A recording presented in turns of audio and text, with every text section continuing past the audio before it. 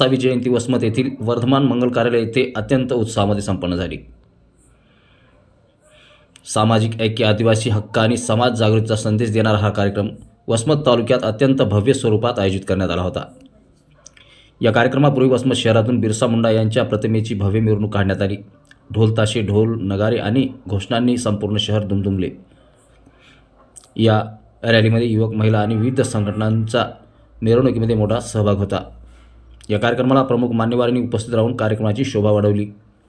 यामध्ये माननीय आमदार राजूभाई नवघरे, वसमत विधानसभा, माजी नगराध्यक्ष अब्दुल हफीज अब्दुल रहमान, वंचित बहुजन आघाडीच्या महिला जिल्हा अध्यक्ष प्रभावतीताई खंदारे व इतर मान्यवर, सतीश पाचपुते, माजी जिल्हा परिषद सदस्य हिंगोली, तसेच विविध सामाजिक, राजकीय आणि आदिवासी समाजातील मान्यवरांचा मोठा सहभाग होता।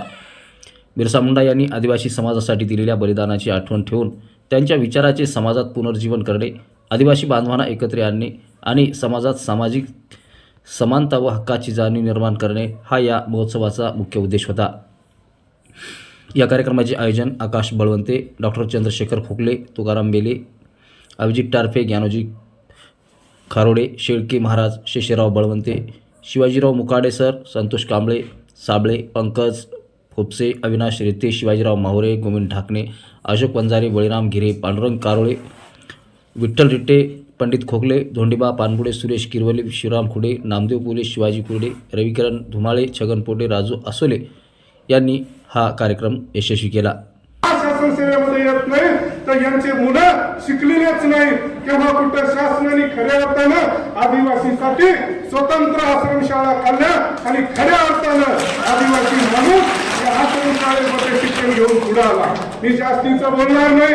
नवघरे साहेब, आमची विनंती आहे तुम्हाला, या वसमत शहरामध्ये मोठ्या प्रमाणात 25 ते 30 हजार जनसमुदाय या वसमत तालुक्यामध्ये आमची दरवर्षी जयंती म्हणजे मागणी असते। नवघरे साहेब, तुम्ही एक सत्यमधल्या आमदार आहात आणि तुम्ही एक आम्हाला जाणीव आहे की आदिवासीच्या प्रश्नासाठी वेळोवेळी आम्हाला तुम्ही सहकार्य केलेलं आहे। आमची एवढीच विनंती आहे साहेब, या वसमतमध्ये आदिवासी मुला मुलींच्या वसतिगृहांची मागणी आम्ही गेल्या 10 वर्षापासून करतो।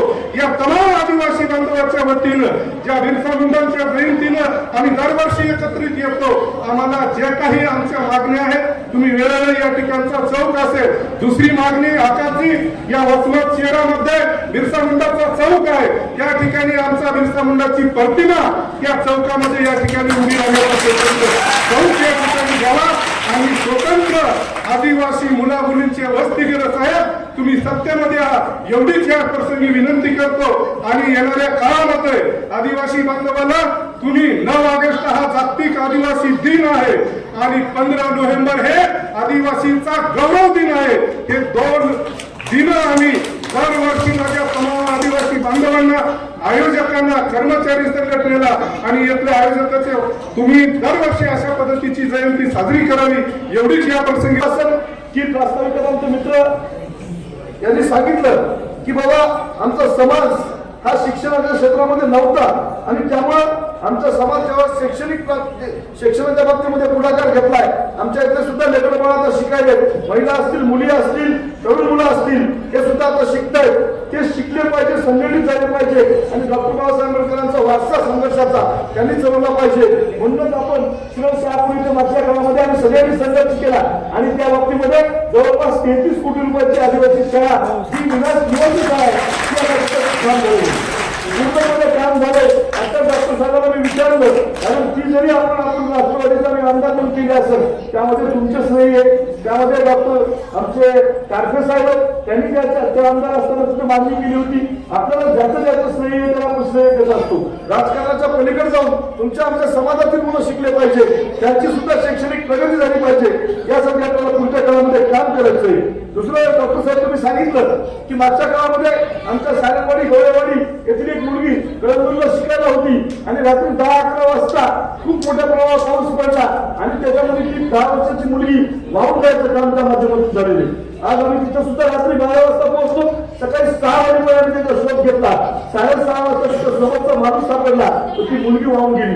त्यामुळे त्या आईला त्याची किंमत माहिती आहे, जिच्या वडिलांना त्याची किंमत माहिती आहे। पण ही किंमत तुमच्या आमच्या समाज भावनाला कळण्यासाठी आपण या शाळेसाठी संघर्ष केला. जवळपास 33 कोटी रुपयाची शाळा आता आपल्या सगळ्या लग्नबाळांसाठी या तालुक्यातच नाही तर जिल्ह्यातल्या मुलामुली तिथे शिक्षण घेऊ शकतील यासाठी आपण काम केले. डॉक्टर साहेब आपण सांगितलं की आदिवासी ढक्कन बाबा योजनेच्या बाबतीमध्ये जे काही प्रश्न आहेत समाजाचे